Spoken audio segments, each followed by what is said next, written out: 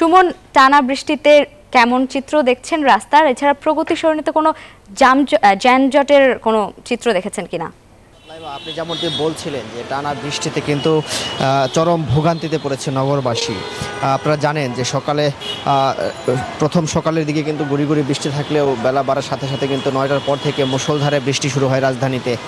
সেই বৃষ্টি কিন্তু ভোগান্তিতে পড়েছে এই অফিসগামী এবং শিক্ষা প্রতিষ্ঠানে বা জরুরি প্রয়োজনে যারা বের হয়েছেন সেসব মানুষরা কিন্তু চরম ভোগান্তিতে পড়ছে। আপনারা যেমনটি দেখছেন যানজটের চিত্র, আপনারা জানেন যে বেশ কয়েকদিন যাবৎ কিন্তু রাজধানীতে যানজট প্রকট আকার ধারণ করেছে। সেই জায়গায় দাঁড়িয়ে বৃষ্টি কিন্তু সেটি আরও বাড়িয়ে দিয়েছে।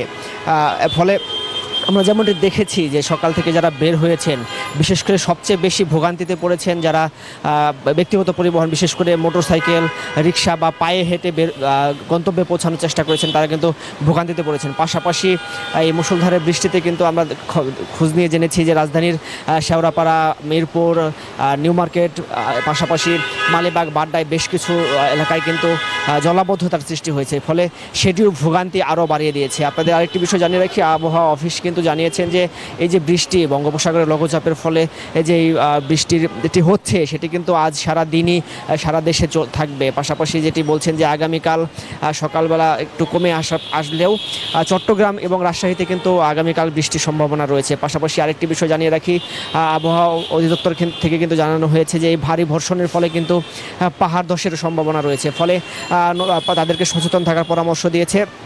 পাশাপাশি আপনি যেমনটি জানতে চেয়েছিলেন নগরের দুর্ভোগের চিত্রটি, নগরে কিন্তু এই বৃষ্টির ফলে যে যানজট সৃষ্টি হয়েছে সেই এমনিতেই যে যানজট ছিল সেটি কিন্তু আরও বৃদ্ধি পেয়েছে। যানজটের আমরা যাত্রীদের সাথে কথা বলেছি, তারা যেমনটি বলছেন যে এমনিতেই ট্রাফিক ব্যবস্থা ভেঙে পড়ার ফলে ট্রাফিকের যে কর্মকর্তারা রয়েছেন বা ট্রাফিক নিয়ন্ত্রণে যারা কাজ করেন তারা কিন্তু একদম আগের মতো পুরোপুরিভাবে কাজ করছেন না বা তাদের বেগ পেতে হচ্ছে।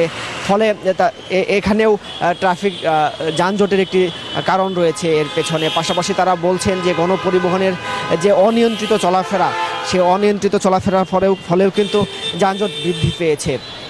এই দীর্ঘদিনের এই ভোগান্তি থেকে তারা আসলে মুক্তি চান। তারা চান যে এটি নিয়ন্ত্রণে যারা কাজ করছেন তারা যেন দ্রুত সময়ের মধ্যেই পুরোপুরি কাজ শুরু করেন এবং নগরবাসীকে এই ভোগান্তি থেকে মুক্তি দেন।